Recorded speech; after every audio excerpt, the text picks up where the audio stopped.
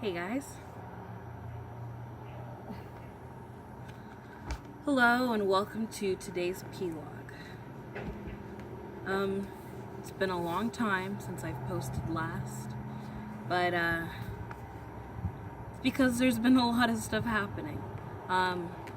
Since the last p+log, I said that I would be going back to Baylor. I was in Baltimore, and now it's beginning to, no, it's not raining.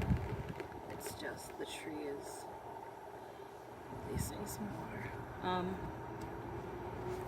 But yeah, I was really excited about sharing my undergrad journey to being a philosophy major at Baylor. And I was going to, and I was in Baltimore. However, there have been a change in plans. I have changed my, let me find the page. I've changed my path. I'm still into philosophy and I'll still be doing that, just not through Baylor. And this is very shocking for most people. By most people, I mainly mean my family. And me being the fourth eldest of the cousins on my dad's side. On my mom's side, I believe there's a lot of people.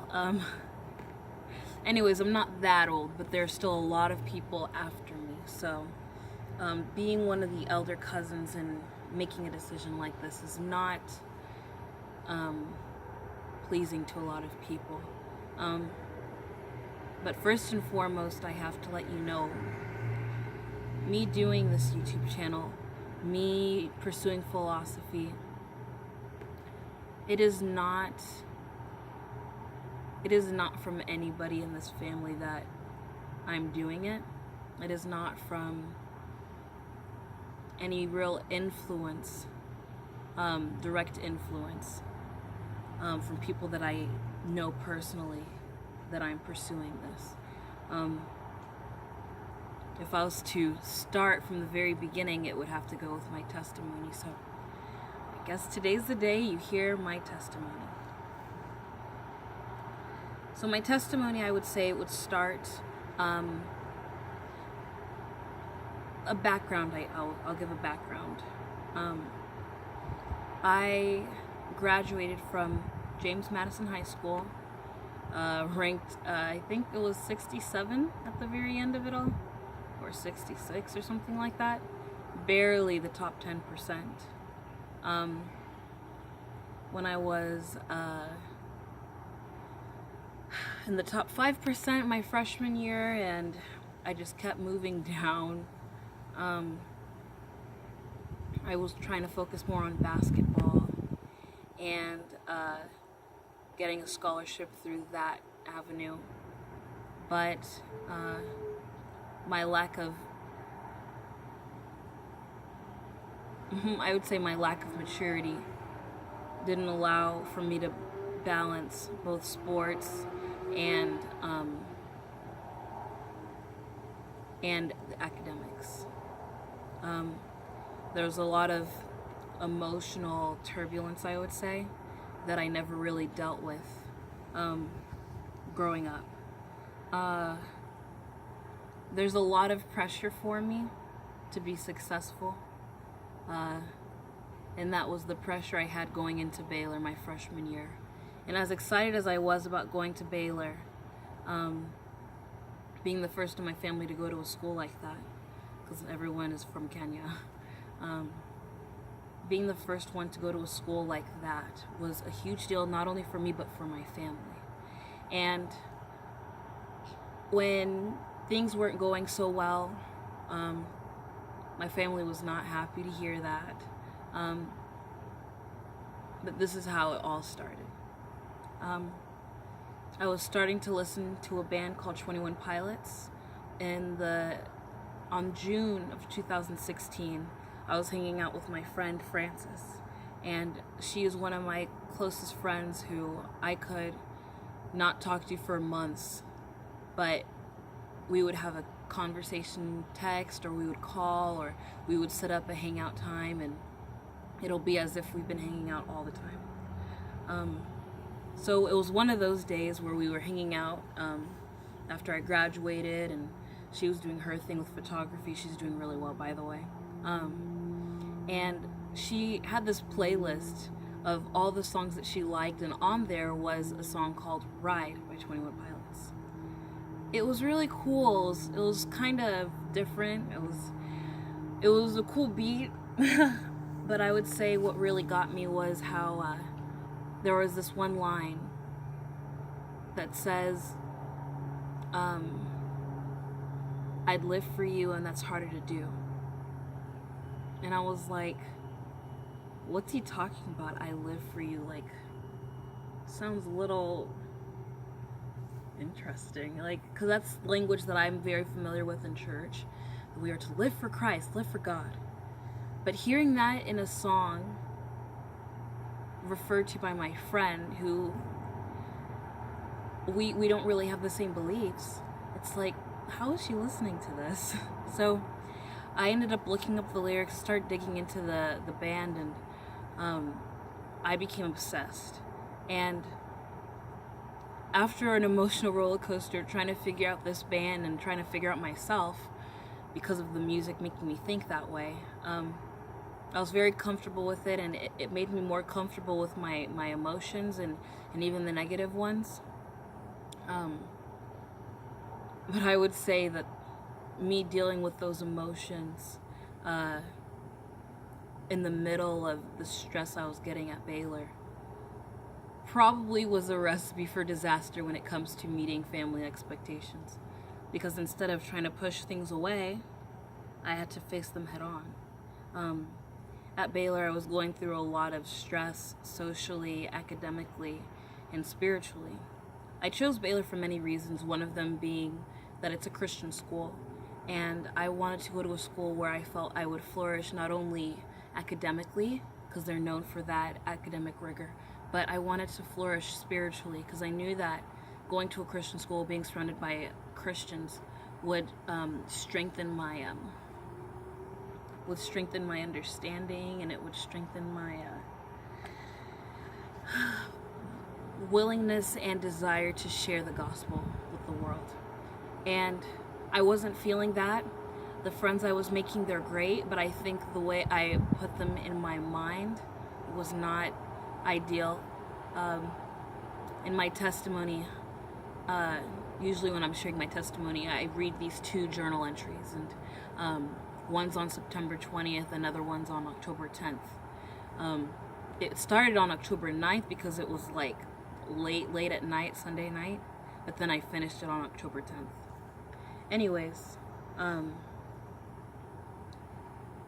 when I read those testimonies, those journal entries, it wasn't because I was trying to pray in the first one or pray in the second one. To be honest, I didn't really believe in prayer that much. I just knew it was something like reading the Bible or going to church and telling people that you believe in Jesus and that there's heaven. Like, all of that stuff just seemed something that Christians did, but I did not understand or really embrace the power of prayer. But funny to find out, at the end of the September 20th journal entry was my prayer, because I said, "In Jesus' name I pray." And when I first wrote it, and even when I read it to my friends, I told them how I don't understand why I put that there. But I put it there because it sounded nice. And when I read it to them, they were a little bit shocked because it had to do with some poor communication, I would say. But because of some insecurities that I was trying to face, now that I have this music, to give me the confidence to do so, it was bold, and it was something that they didn't expect. But yeah, I was facing those insecurities, and I was trying to be honest with them, trying to be vulnerable with them. And that was something that I kept doing.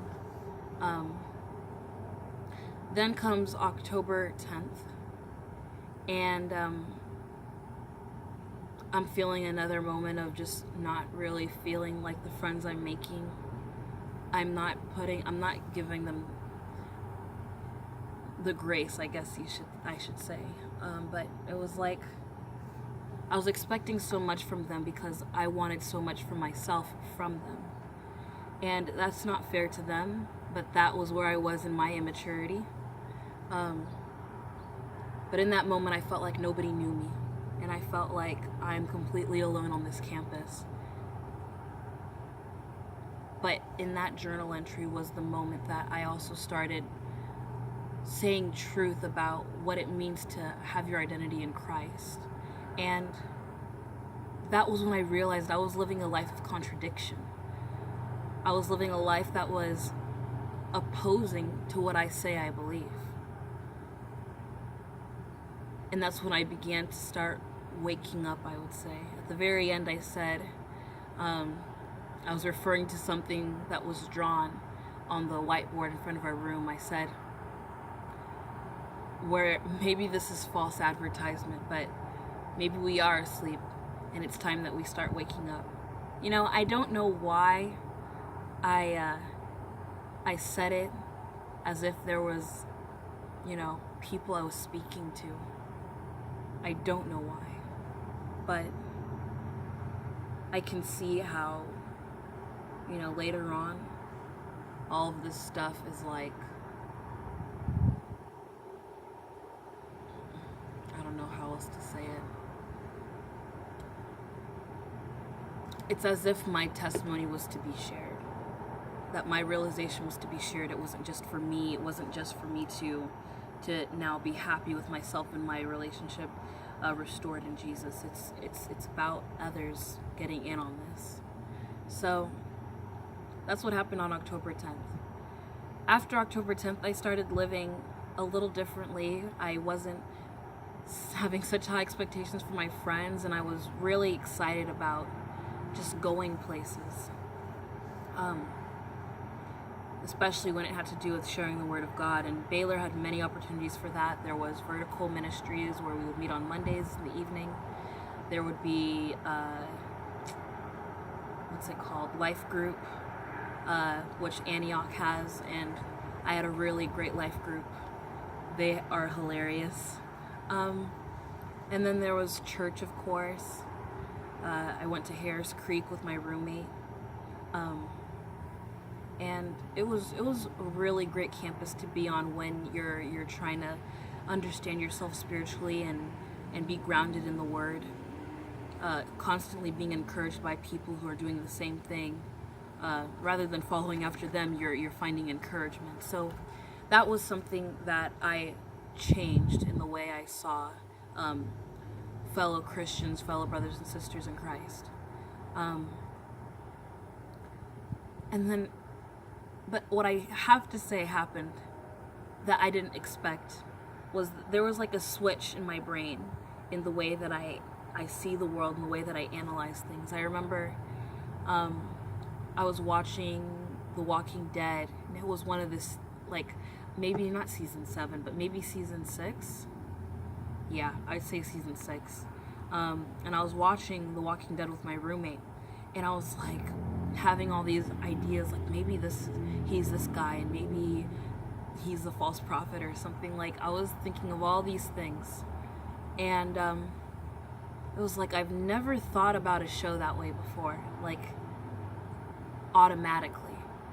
Maybe if I was forced to watch a movie and we're supposed to think that way in English or something like that, because we didn't have philosophy, but in English we would have to analyze literature, and I hated English, by the way. I went to Baylor being a math major because I wanted to avoid as much English as possible. But it's as if that switch came on that I wish had happened in high school. But it was as if that switch came on to analyze things beyond the words on the paper, but the intentions of the author and the intentions of how work is created in comparison to truth and in correspondence to truth. And I was like, I've never had that kind of thinking before. It happened again when I was watching Deepwater Horizon, maybe something like that. It was a movie that came out, and we went to the movies, my friends and I wrote all over my legs because I wanted to take notes on the way I was seeing it. It was so weird. But one that I really cherish to this day, and the reason why this channel is called Precious Pecans. On October 19th, or maybe it was, nope, it was the 20th of October. It was on a Thursday. It was the last day of school before fall break. And I just finished talking with a librarian about my research paper that was due that day. And I was walking to the piano building because I wanted to play some piano before going home. But on my way leaving Jones Library, I see this pecan on the floor. And mind you, it's October 20th, when I've been going to school since August 22nd or something like that. Nearly more than 6 weeks into the school year. Maybe, I guess you would say 8. Yeah. Almost 8 weeks into the school year, I'm just now noticing these pecans. And I was like, what is this pecan doing on the floor? I pick it up, and as I'm going to pick up the second one, I see another one, and then another one, and then another one, and I'm like, who's dropping all of these pecans? I realize that this is a pecan tree. I look up and I see that there are these husks that are opened up. Husks that are still attached to the tree, and then husks that are surrounding some other pecans, and I'm like, wow, this is a pecan tree, and people are riding right over them. From that day, I would always ask people if they knew about pecan trees or the pecans on campus. Most people did not. I can show you there's one group of people at least who it was almost 100%. Anyways, excited about this new discovery because it brought me back to when I was in like daycare. And I used to go to this daycare called Castle Hills Learning Center. I went there recently, by the way, about a year ago, and I saw that there are still pecan trees, still producing pecans. It's still a very fruitful tree. Anyways, it took me back to a time, those pecans, where life was simple. Life was about just being happy, genuinely, not for anyone, but just for yourself, for your own health. Because that's what we were created. We were created to have joy, you know? We were created to have peace, to love one another. It took me back to that time. And it was a very happy moment just for myself, by myself. I went to the piano building, practice. Then when I got the call from my aunt, I packed my stuff, and I was ready for the weekend. I showed her some pecans, I gave some to her. But after that, I went home, not seeing it as that big of a deal. Didn't really tell my dad or my brother who I was with, because I didn't think it was that big of a deal, I'm serious. Then I come back to school wanting to find more pecans. I remember even tweeting something like that, where I'm looking forward to finding more pecans, because I was like, if there's one pecan tree here, there must be plenty of pecan trees around campus. It can't just be that one pecan tree. So that day, the following day on Monday, going with my regular schedule, and that schedule is, and I still remember it, yes, the 9 a.m., which was strategic learning with Miss Amber Thompson. Then I go to computer science with, I probably don't remember his name, so I'm not even going to guess it, but he was a doctor and he was young, but I think it was Dr. Fent. Yeah. Anyways, I had computer science, intro to computer science with my friend Teresa. I call her Mother T because her name's Teresa, but she's also very sweet. She was my very first friend to make that. It was just by happenstance that I saw her, and I remember we met in the stairwell on like move-in day or something like that. But other than that, I don't remember like what we talked about. But we found out that we had the same class together when we did a campus tour with our community leader. Also, it's like the role of an RA, a residential administrator. Her name was Catherine. Anyways, I told Teresa. No, I didn't even tell Teresa then. Yeah, so anyways, I was at computer science with Teresa, and then from there we both go to chapel. On that day, by the way, was my first pecan. I say my first pecan because I'm exposing a lot. Anyways, I say my first pecan because he was the first person that I saw being different and basically embodying what it means to live for your own joy and live as you were created to be yourself, yes, and for the joy and sharing that joy. So that's why I call him my first pecan. I met him, we introduced ourselves, and that was it. It was a very short conversation, but I will always remember that day and the days that followed. Anyways, after chapel, we went to eat. Then we relaxed a little bit. I have linear algebra after we had lunch. And then after linear algebra, we would go to computer science lab. It was after the computer science lab, which ends at around 6:30, that I remembered, because usually after computer science lab we go to dinner, but it was after that lab that I told Teresa, I have to show you something. And I didn't even tell her what it was. She was like, what is it? And I was like, you'll see when we get there, I just have to show you. So I convinced her finally, and we go to where that one pecan tree is, because at the time I did not know how to recognize pecan trees. I did not know which ones were, pecan trees, because I just didn't have that knowledge, I just knew this is the only pecan tree that produces pecans. I'm only going here. So I took her there, and as I'm there, I tell her, okay, we're looking for pecans.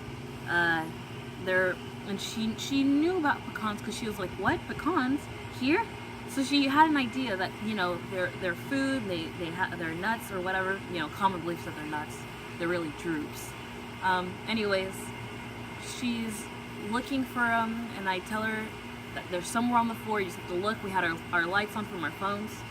And as we're there looking, my other friend, Sarah, who I know a little bit closer than a lot of the other residents in my hall, because we both like 21 Pilots. We were doing laundry one day, and I think I was listening to 21 Pilots or something, or maybe she had a shirt on. I don't remember. But yeah, we connected because of 21 Pilots. And she came out of Jones Library as well, and she was like, Precious, what are you doing? And I was like, oh, we're looking for pecans. And she was like, what? Seriously? Pecans? And I was like, yeah, come find them with me. And as we're looking, the very first person to find a pecan, between the expert, friend of the expert, and someone who just showed up, guess who found the first pecan that day? Sarah, the one who just showed up. Not even me, the expert. At the time, I thought I was an expert. But yeah, it was in that moment, once again, my brain just clicked. Share the pecans. And that was it. And the reason that phrase is so important to me is because you never know who's gonna show up, who's gonna be that person to really receive the blessing, we can call it.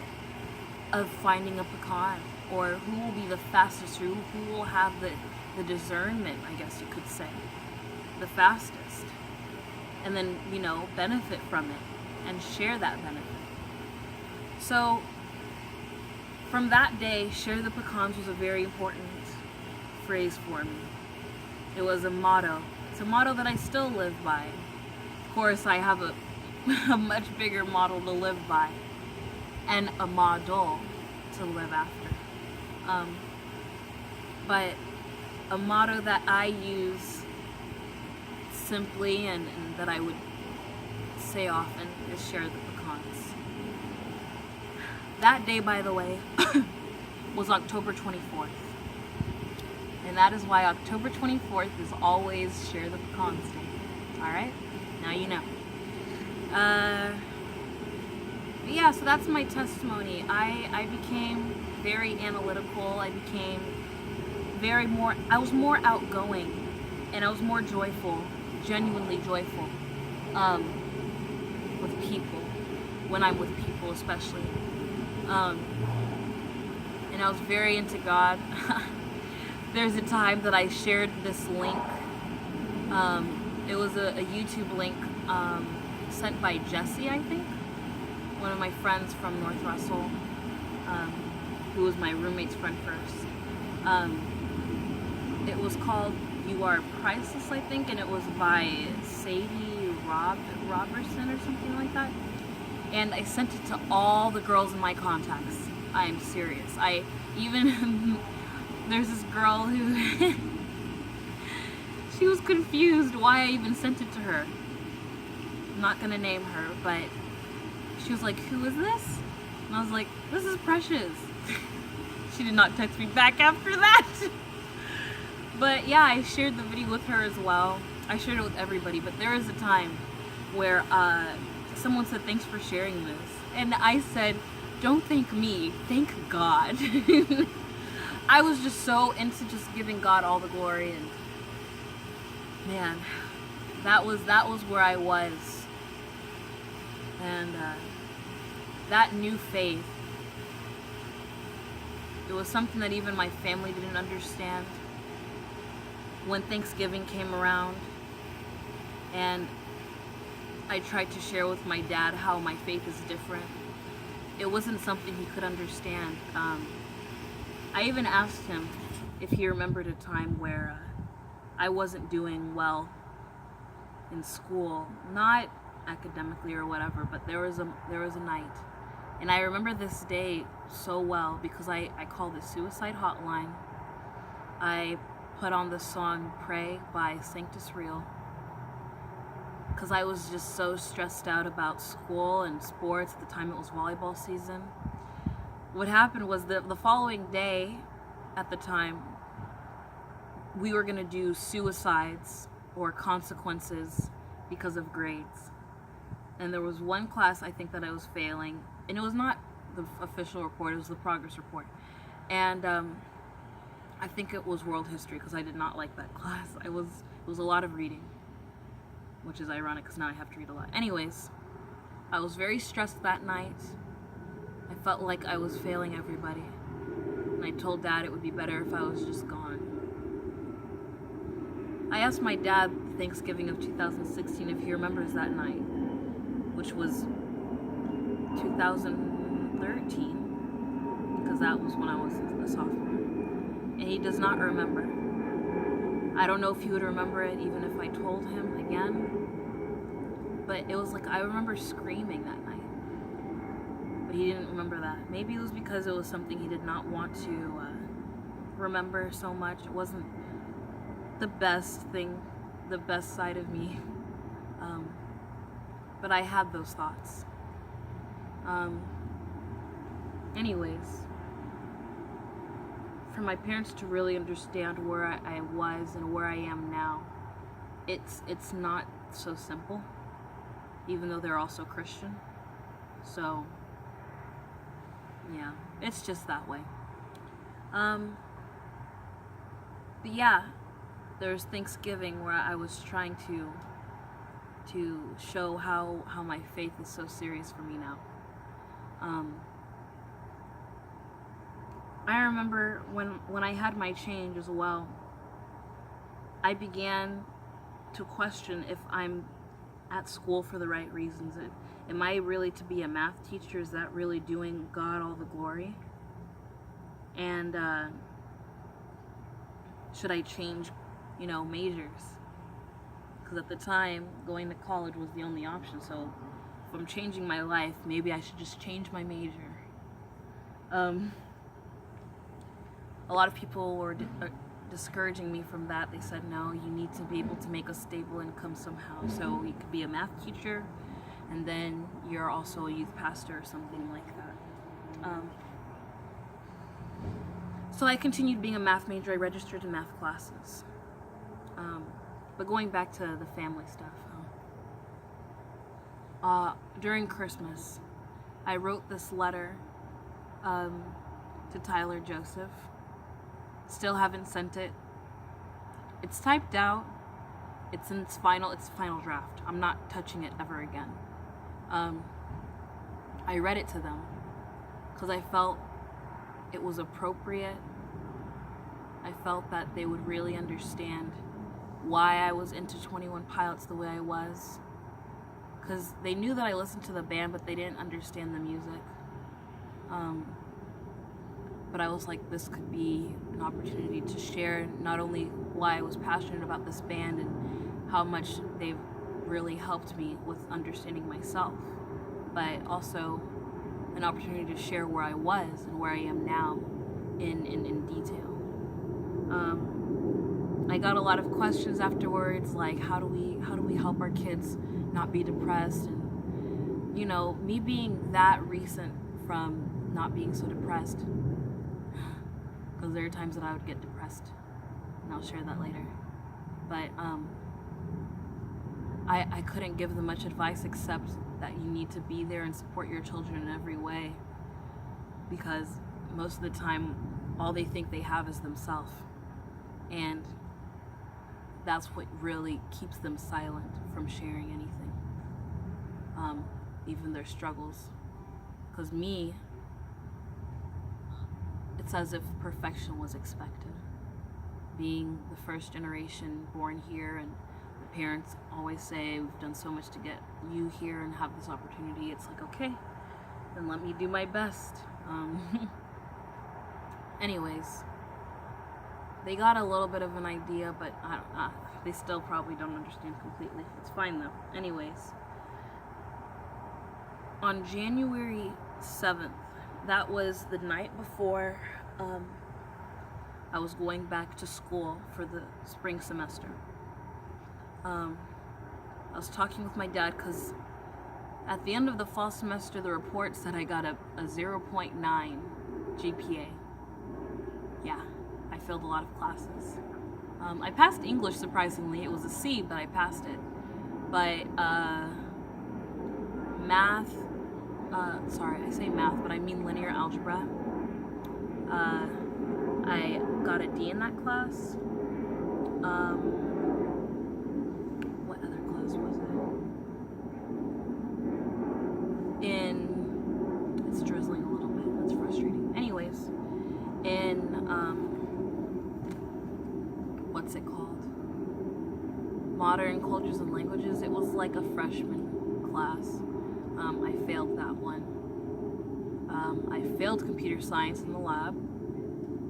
I think I also failed strategic learning. I didn't like turning in a lot of work. So that's where I was, and my dad was like, you really have to take it seriously now. You can't just keep, abusing this opportunity, which I completely agree with. So in that moment of just being told you really need to take your education seriously, I was still confused about what I was doing there. I didn't know if not only math was the path for me, but is Baylor the path for me? Is being a teacher and going through all of this, is that the path for me? And I was like, God, if this is what it is, please say it now, because I'm stressed. This family is stressing me out. My dad, our relationship, there's a lot of strife. And that was it. I just said, I want to glorify you. so just let me know. I close that journal. About 5 minutes later, thoughts come to me, and I start writing again. And I say, I'm hearing YouTube or radio. Is that you? Please confirm. Thanks. Close it again. Then, once again, I open it, and it's like, okay, I'm getting something like conversations that you want. You want me to have conversations with people. All right. If that's you, please confirm. So then fast forward, it's January 17th. I'm talking with my roommate. We talk a lot, by the way. But, I mean, at the time we talked a lot. And, what did we talk about? I don't even remember. Anyways, we talked about something. And she said something like, I wish other people could hear our conversations or something like that. And in that moment, I was like, oh my goodness, this was exactly what I prayed about 10 days ago. So I go to my journal trying to see if that's right. And as I'm looking, she gets a phone call or she's with somebody, I don't remember. So I go out to Penland. I get my Dr. Pepper. And I remember because that's all I went to get. All I got was a Dr. Pepper. And I started journaling. Talking about how 10 days later, I'm getting confirmation about, like, conversations. And then at the moment when she said conversations, YouTube dropped in my head. And sometimes I wonder, is it because I watched a YouTube video before that YouTube comes to my head? But I was like, this is exactly what I prayed about. Wow, thank you, God. So that was that for a while. Then fast forward again to January 22nd, 5 days later. And I'm supposed to be studying with someone in my Christian scriptures class, who was, I don't know if she still is, but she was, what's the word? Agnostic. Yeah. She said she grew up Methodist, but right now she's agnostic. But anyways, I was supposed to meet up with her about studying for Christian scriptures. But that day, before I was supposed to meet with her, I was having a conversation with my roommate because she was confused why I wasn't posting so much. And I was like, I am posting on Instagram. And she was like, well, I don't see your post. And I was like, oh yeah. And I remembered that I did that unfollowing spree.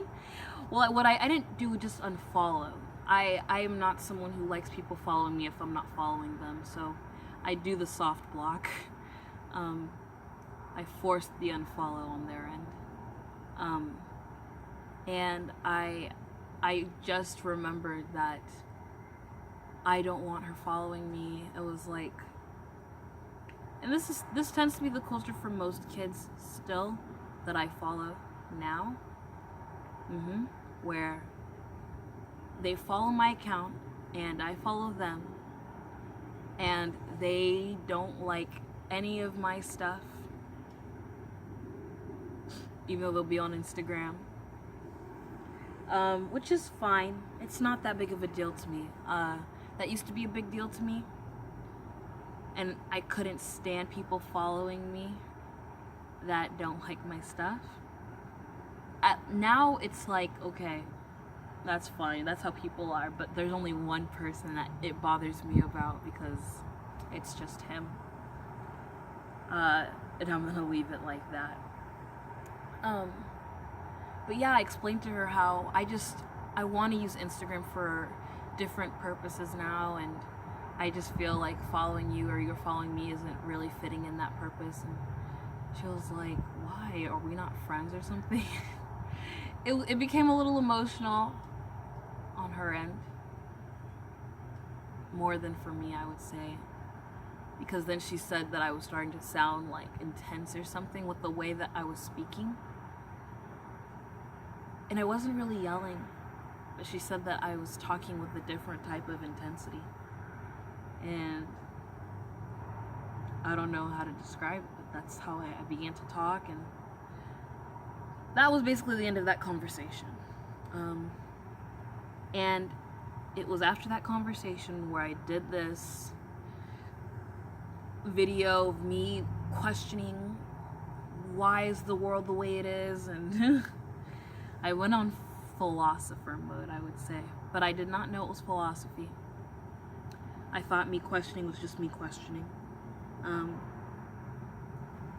And I was even referencing some questions that I've had before that conversation. I really did feel, though, this sense of not really having an opinion, not really having something to say unless it has to do with what I believe the Bible would say about it or what God would say about it. And then I have opinions, but I don't really have like a lot of them. It's either I have very few opinions, like I love pecans, and pecans are great. That's an opinion, I understand that. I can't call that a fact. There are people who are allergic. Anyways, I have a lot more beliefs, which I believe is truth. And then I have few opinions. And then after that, I have a lot of questions. So I went to my study session with that frustration, and I told her about all of this. And she was like, "It sounds like you want to be a philosopher." And I was like, "Really? A philosopher?" And she was like, "Yeah. Philosophers, they ask questions, they show a mirror to society." And I was like, that makes sense. I think that's me.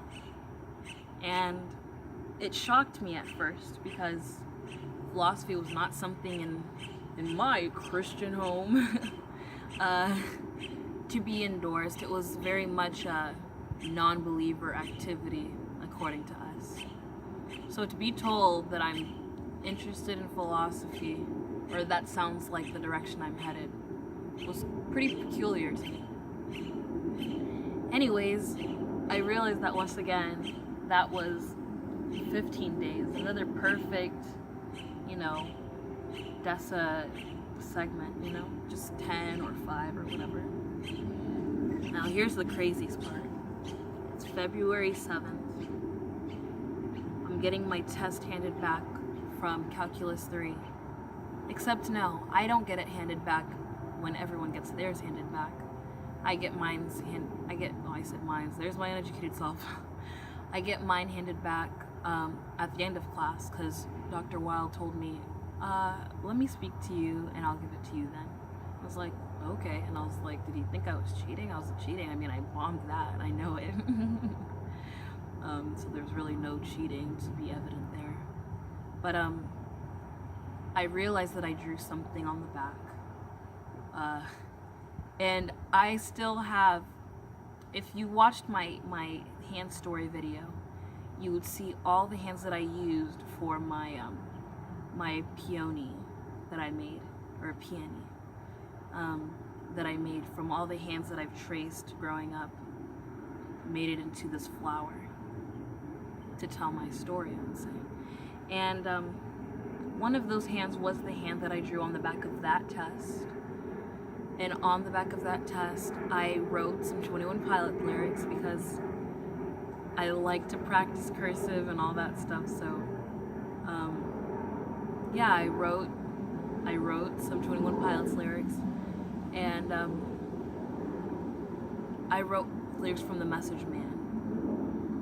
And I think the fact that suicide was on there, or suicidal session, was in there, caused concern, and he wanted to make sure that I was okay. And okay, actually it wasn't the 7th where I got it back, it was on the 6th, because I was supposed to talk to my whatever leader, what's her name, Catherine. I was supposed to talk to her on a Monday, but I ended up talking to her on Tuesday. And what she told me was how if I've ever considered taking a gap year or something. And I was like, no, I can't even think about that right now. I've considered it, and it's something that I know would make a lot of people upset. And the fact that you bring it up is honestly horrible. Like, I was almost mad at her, even though it's not like she was trying to do me any harm. But I was really frustrated that that idea came again from somebody else. And when I look back, it was an entire month from when I had that prayer asking God, what do you want me to do? Anyways, that gap year was forced, whether or not I was gonna do it on my own will, because I once again failed the spring semester, and I ended up pulling with a GPA of 1.15 or something like that. So it was a little bit better because I had piano, I had intro to logic, which I did well in. That was the first class at Baylor I got a B. Hey, and I had a C in piano, which I wouldn't have had if it wasn't for my final. My final saved my grade. And once again, I thank my first pecan for that grade. The help he was for me.